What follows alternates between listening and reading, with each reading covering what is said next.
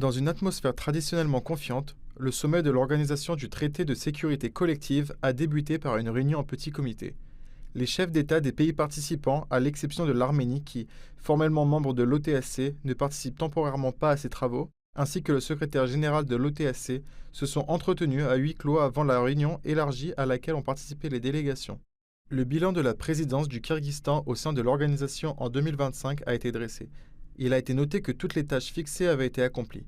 À partir du 1er janvier, la présidence de l'OTSC sera transférée à la Russie et Vladimir Poutine a déjà défini lors de la réunion d'aujourd'hui les objectifs pour 2026, en énonçant la devise sécurité collective dans un monde multipolaire, objectifs communs, responsabilité partagée. Конечно же, Россия будет и далее плотно Bien entendu, la Russie continuera de coopérer étroitement avec ses alliés sur toutes les questions relatives au renforcement du potentiel militaire de l'OTSC. Nous concentrerons nos principaux efforts sur l'amélioration des capacités opérationnelles des contingents nationaux et sur le perfectionnement du commandement des forces collectives. Nous proposons de lancer un vaste programme d'équipement des forces collectives en armement et matériel russe moderne, ayant prouvé leur efficacité lors d'opérations militaires réelles. C'est précisément en ce sens que nous comptons organiser toute une série d'activités conjointes pour l'entraînement des unités militaires et des services spéciaux.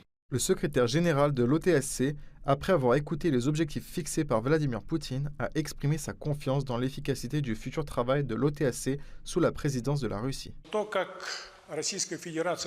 La manière dont la Russie a formulé ses priorités témoigne de la continuité des pratiques diplomatiques et politiques d'ouverture et de responsabilité. Je suis profondément convaincu que la Russie réalisera pleinement tous les objectifs et toutes les priorités fixées, ce qui renforcera sans aucun doute les positions de l'Organisation du traité de sécurité collective en lui permettant de poursuivre le perfectionnement de son fonctionnement. En marge du sommet de l'OTSC au Kyrgyzstan, Vladimir Poutine a également poursuivi sa série de rencontres bilatérales avec les dirigeants des pays participants, discutant des questions de coopération avec son homologue tadjik Emomali Rahmon. Le président russe a également tenu une conférence de presse répondant aux questions des journalistes et remerciant les autorités kirghizes pour l'organisation du sommet.